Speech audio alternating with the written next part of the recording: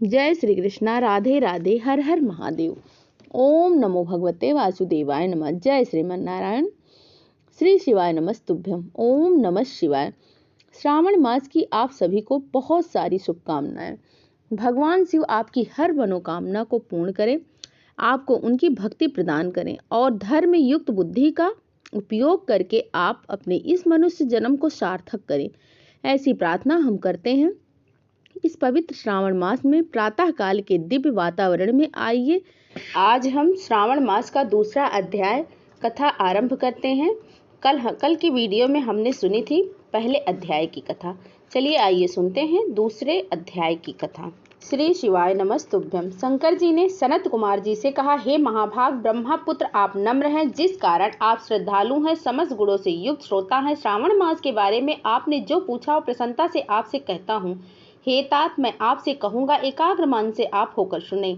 योगी श्रावण मास में नियम से रहकर मनुष्य 4 बजे सायकाल भोजन करे, 1 महीने तक रुद्राभिषेक करे, अपने प्रिय किसी वस्तु को छोड़ दे, पुष्प फल धान बेलपत्र से भगवान शंकर की लक्ष्य पूजा करे, कोटि लिंग आदि का निर्माण अर्चन करे, ब्राह्मणों को भोजन कराए, नियम का धारण पारण को करे, उपवास करे, मुझे पंचामृत से अभिषेक अति प्रिय है उसे भी करे। इस मास में जो जो किया जाता है वह अनंत फल देने वाला होता है। हे मुने, भूमि पर सोए, ब्रह्मचर्य से रहे, सत्य कहे, इस महीने को कभी भी व्रत से रहित न व्यतीत करे, प्रातः स्नान करे, इंद्रियों को वश में रखे, एकाग्र मन से रोज मेरी पूजा करे। इस महीने में मंत्रों का पूर्ण श्रवण भी उत्तम सिद्धि देने वाला होता है। 6 अक्षर शिव मंत्र और गायत्री मंत्र का जप करे, प्रदक्षिणा नमस्कार तथा वेद पाठ करे तो संग और वंचित फल देने वाला है। पुरुष सुक्ति जपे तो अधिक फल देने वाला होता है। ग्रह युग, कोटि होम, लक्ष्य होम तथा आयुत होम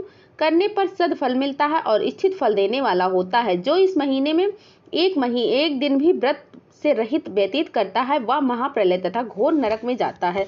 जैसा यह महीना मुझे प्रिय है वैसा कोई भी मुझे प्रिय नहीं है।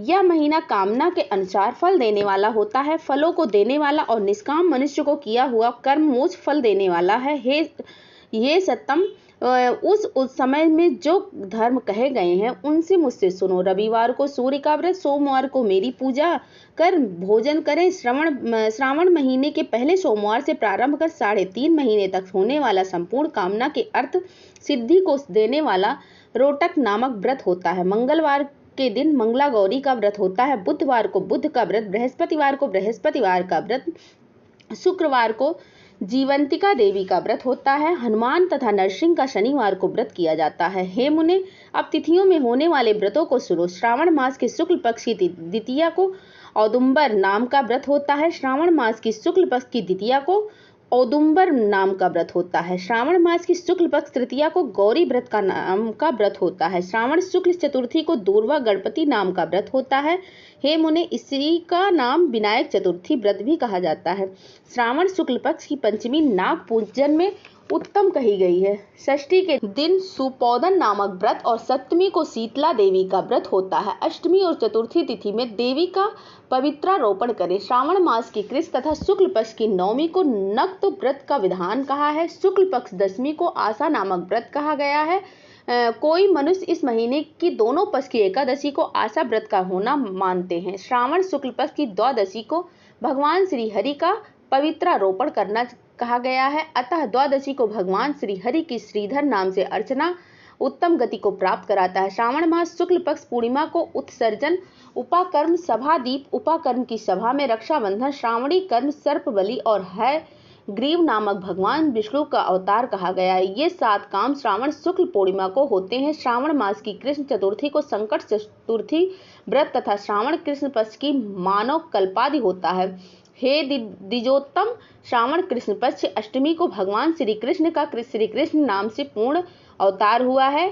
उस दिन व्रत तथा महोत्सव करें। श्रावण मास की अमावस्या तिथि में पिठोरा व्रत होता है, कुसोट पाटन कहते हैं, और वृषभों का अर्चन करें। शुक्ल पक्ष की प्रथम तिथि से प्रारंभ कर सब समस्त तिथियों से अलग अलग देवता होते हैं। प्रतिपदा तिथि के अग्नि, द्वितीय में के ब्रह्मा, तृतीय में गौरी, चतुर्थी के गणनायक, पंचमी के सर्प, षष्ठी के स्कंद, सप्तमी के सूर, अष्टमी तिथि के शिव, नवमी तिथि के दुर्गा, दशमी के यम और एकादशी के विश्वदेव स्वामी हैं। द्वादशी के दिन भगवान श्री हरि, त्रयोदशी के कामदेव, चतुर्दशी के शिव, पूर्णिमा के चंद्रमा स्वामी हैं, अमावस्या के पितर स्वामी हैं। इस क्रम में ये देवता तिथियों के स्वामी कहे गए हैं।